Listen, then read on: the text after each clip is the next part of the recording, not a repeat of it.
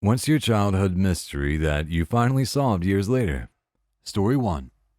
I met my wife in college when we were dating, and she often mentioned that when she was a kid, she had a play doctor's kit that was stolen from her house. She had some surgeries really young, and so her parents bought it for her to demystify the doctor's office. She used it all the time on her dad, poking and prodding on him. One day, I asked her about the robbery. Did they take everything? Jewelry, the TV, other valuables? No, no, and no. That hit me. I asked, so someone broke into your house and only stole your doctor's kit, leaving anything worth fencing there? Yeah, why? Did you ever consider your folks were tired of you using the kit on them all the time after you got better? Oh, damn. We confirmed it with her dad later, but for 15 years she believed that some thief broke in and stole only her beloved doctor's kit. Story 2. My dad used to occasionally burst out with this one line of a song. Said Barnacle Bill the sailor. Only ever that line. When I was 6 or so, I asked him why, and he said it was an old drinking song that was absolutely filthy, and I was too young to hear the rest of it. This continued once or twice a year until I was 18. I told him I was an adult now, and he could tell me the rest of the song. I distinctly remember him looking up from the newspaper, sighing and folding it, and then going, the truth is, I can never remember the rest of the song. And then went right back to reading the newspaper. Story 3. The entire time I lived in my childhood home, my mom hid my Christmas presents in her secret hiding place. She made it sound mystical and mysterious. A few months ago, while I moved out, she finally told me what the secret hiding place actually was. The Christmas tree box in the cabinet of the garage. She would replace the Christmas tree with my presents when she would put the tree up. Story 4. I remember being about 8 and in the car with my dad. I was in the front seat and we were driving somewhere, and this song came on the radio. He cranked it and said something about it being the best guitar playing ever. He really jammed out, which was really uncharacteristic because he was usually so stoic. It was the only time I heard the song, and he died before I could ever ask him what song it was. When I asked around, no one knew what the fuck I was talking about or what song I was thinking of. So I had this melody in my head for years, but how do you look up a song that has no lyrics? So for years and years, the song stayed on the back burner in my brain. I was afraid to forget it. Somehow this story pops up when I'm like 26 or so, chatting with my husband, and we search YouTube for best guitar songs. After about 15 minutes, we find it. Cliffs of Dover was the song that I'd burned into my brain on repeat for 16 years. Now I jam out to it with my kids. Story 5. When I was in elementary school, I always wondered what teachers' staff room was like. It seemed so mysterious, and I remember trying to get a peek anytime I walked by and the door would open. Later became a teacher and can fully confirm their dull, often toxic spaces full of cranky teachers complaining about students. Story 6. When I was younger, like 4 or 5, my family had a pet turtle.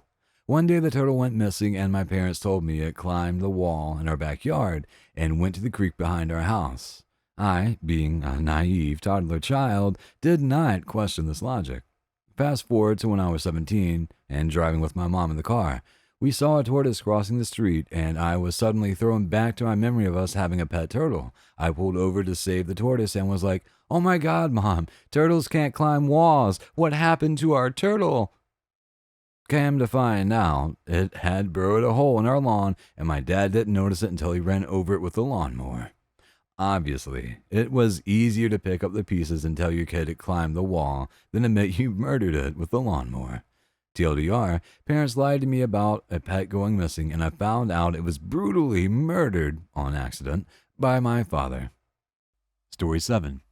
Reverse of this. As a kid, my dad would call me from the other side of the house to bring him something to drink from the kitchen. He always drank from a straw, and about first grade, I started getting annoyed at this, so I started poking a tiny hole in the straw as my little vengeance.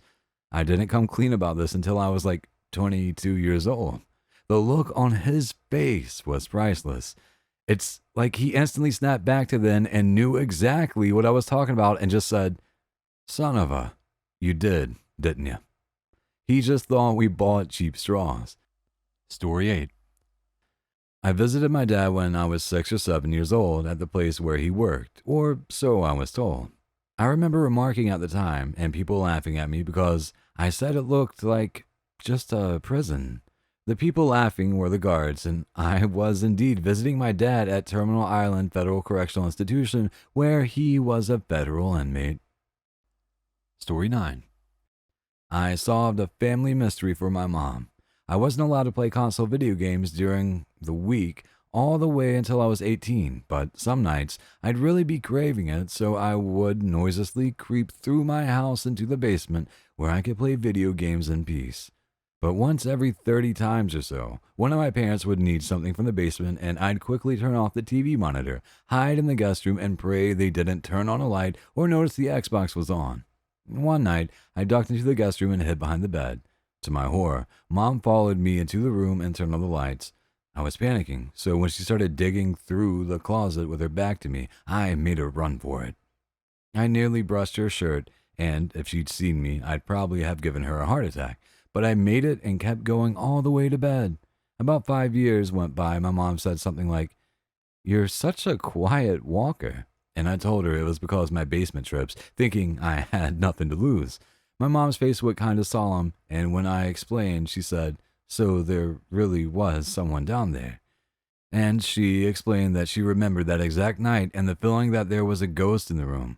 Over the next couple of days, she'd stare into space and just say, "I can't believe you were really there." She seemed to get over it, but she probably checks empty rooms closer now. Story 10. Not sure if this is considered a mystery or not. My mother, who passed away in 2009, used to make a meatloaf every single year on Groundhog's Day. Every single year. Every single year she would tell us it was groundhog, and I always thought it tasted like ground beef, but I was a kid. I'm 33 now. Last year I said something to my brother about it and asked if he knew where Mom got the groundhog. I wanted to do that for son. My brother had no idea what I was talking about. I told him about it, and he just started laughing. My wife started laughing. My own son, who didn't know why, started laughing. Mom got me good. Mystery solved. It was just regular meatloaf. Story 11. My mom used to call us in for dinner by yelling out the back door from the kitchen. I was in middle school before I realized the screen door was actually called a screen door. We grew up poor, and at the age of 10, my friends were all having these crazy birthday parties with petting zoos, bounce houses, clowns, etc. So my mother, who was very resourceful, decided I would have a sleepover for my 11th birthday. It was great, and we were going to make ice cream cones. So we got all the stuff out with my mom, and my mother opened the box of cones, and they were all smashed up. She said that we weren't having regular ice cream, we were having Magic Castle sundaes, because the broken ice cream cones resembles the sections of a castle. We all thought this was great, and we had them. When my friends went home, they asked their parents to make Magic Castle sundaes.